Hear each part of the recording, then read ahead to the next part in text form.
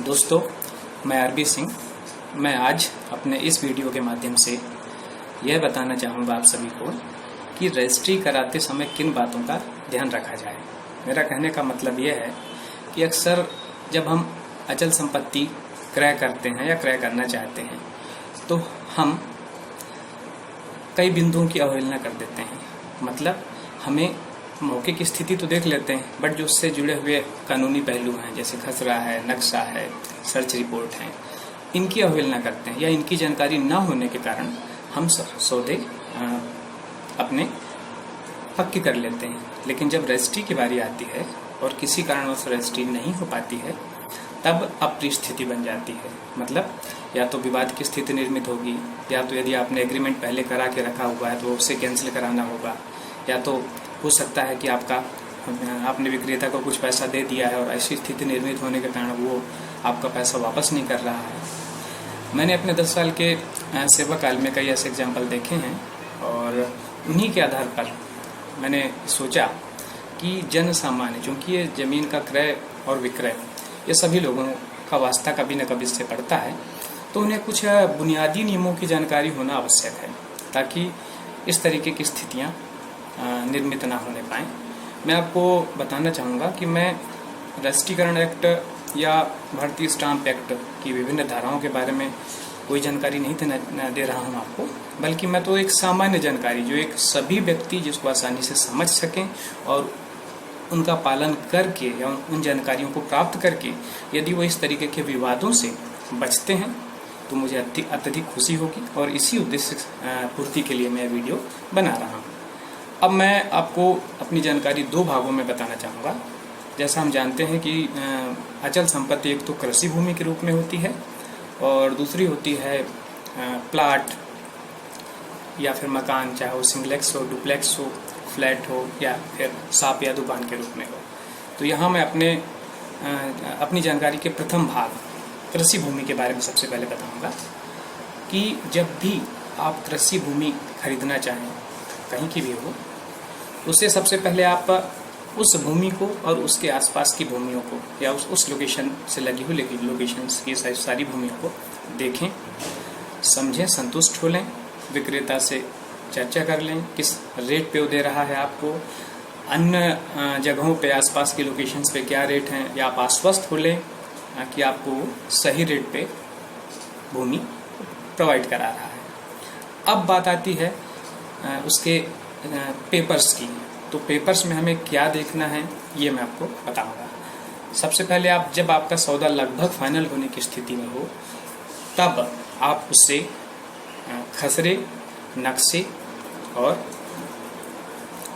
यदि पुरानी रजिस्ट्री है उसके पास, यदि उसने उक्त भूमि किसी व्यक्ति से पहले से खरीदी हुई है तो वह उसके पास पुरानी रजिस्ट्री जरूर होगी, और यदि उसकी वंशानुगत भूमि है तो फिर ऐसी स्थिति में उसके पास पुरानी रजिस्ट्री नहीं होगी।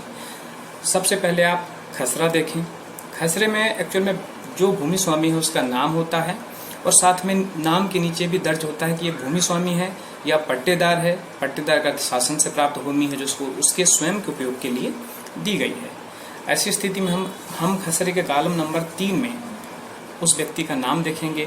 जो व्यक्ति अपनी भूमि होने का दावा कर रहा है, क्या उसका नाम उस पे वहाँ पर उस कॉलम नंबर 3 में लिखा हुआ है, या उसके साथ किसी अन्य व्यक्ति का नाम सहस्वामी के रूप में तो नहीं है, या उसमें किसी अन्य व्यक्ति का नाम तो नहीं है। दूसरा, यदि उसका नाम उस कॉलम में है भी तो नीचे भूमि स्वामी दर्ज है कि नहीं। ये हमें भूमि स्वामी शब्द देखना बहुत जरूरी है, इसलिए मैं इस शब्द को कई बार बोल चुका कि हमें भूमि स्वामी लिखा हुआ देखना चाहिए। कई बार क्या होता है, यदि पट्टेदार लिखा हुआ है या अहस्तांतरण लिखा हुआ है जिसका अर्थ नॉन ट्रांसफरेबल, ऐसी जमीन उसे विक्रय करने का अधिकार नहीं है। अब ऐसी स्थिति होगी कि यदि आपने उस भूमि का सौदा कर लिया तब फिर उस भूमि की रजिस्ट्री संभव नहीं हो पाएगी। हाँ, कुछ केसेस में परमिशन, कलेक्टर परमिशन वगैरह का प्रावधान है, लेकिन मैं सामान्य केसेस की चर्चा कर रहा हूँ। मैं किसी विशिष्ट केस की चर्चा इस वीडियो के माध्यम से नहीं कर रहा हूँ। तो कृषि भूमि में हमने देखा, खसरा देख लिया, इसके बाद हम नक्शा देखेंगे। नक्शे में हम देखेंगे कि उक्त भूमि की चारों तरफ, जिसको 4 बाउंड्रीज या चौहद्दी बोलते हैं, वो किन अन्य भूमियों से लगी हुई है। मतलब उसके उत्तर, दक्षिण, पूर्व और पश्चिम में अन्य किन किन लोगों की भूमियां हैं। जो नक्शे में स्थिति हमें दिख रही है लिखी हुई, मौके पे भी जाके हम देखेंगे क्या मौके में वही स्थिति है। कहीं ऐसा तो नहीं है व्यक्ति हमें मौके पे कोई और भूमि दिखा रहा है जबकि ऑन पेपर कहीं भूमि कहीं और है। कई बार ऐसी स्थितियां भी निर्मित होती है। तो हमें जो पेपर में जो पोजीशन है मौके में भी वही स्थिति है, इस बात की पुष्टि कर लेना चाहिए। अब जब हमने देख लिया कि खसरा भी ठीक है, नक्शा भी ठीक है, यदि पुरानी रजिस्ट्री है तो वो भी ठीक है, या फिर उनकी वंशानुगत जमीन है, इन सारी चीज़ों से आश्वस्त होने के बाद अब आपकी कहानी यहीं ख़त्म नहीं हो जाती।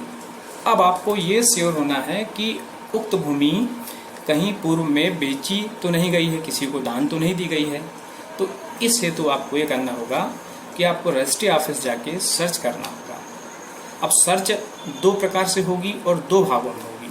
दो प्रकार से ये होगी कि मध्य प्रदेश में अगस्त 2015 से ऑनलाइन रजिस्ट्री शुरू हो चुकी है, ई पंजीयन, जो कि पूर्णतः कंप्यूटर आधारित है। तो अगस्त 2015 के बाद की सर्च यदि आप करना चाहते हैं तो वह अपने घर बैठे स्वयं अपने कंप्यूटर पे कर सकते हैं, गवर्नमेंट साइट पर जाकर, रजिस्ट्री विभाग की साइट पर। और यदि इसके पूर्व की रजिस्ट्रियों की जांच आप करना चाहते हैं तब इस कार्य हेतु आपको रजिस्ट्री ऑफिस जाना पड़ेगा।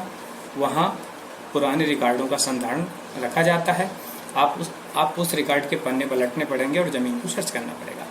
अब आप यदि जानकार व्यक्ति हैं तो चाहें तो ये काम स्वयं कर लें या फिर किसी वकील के माध्यम से करा लें।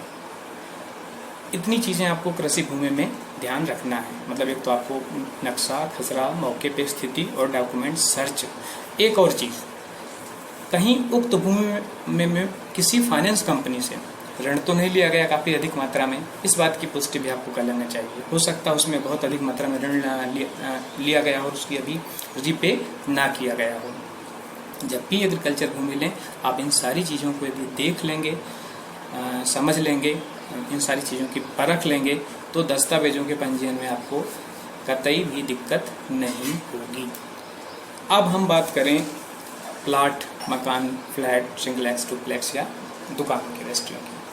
तो ये हम इस चीज़ को समझने के लिए हम दो भाग करेंगे। जब भी हम इन सारी चीज़ों को खरीदते हैं तो या तो हम किसी रजिस्टर्ड बिल्डर की प्लाट या मकान खरीदते हैं या फिर हम किसी व्यक्ति विशेष से लेते हैं। तो यहाँ जब हम किसी बिल्डर से ले रहे होते हैं तो हमें इस बात की पुष्टि कर लेना चाहिए कि क्या वो बिल्डर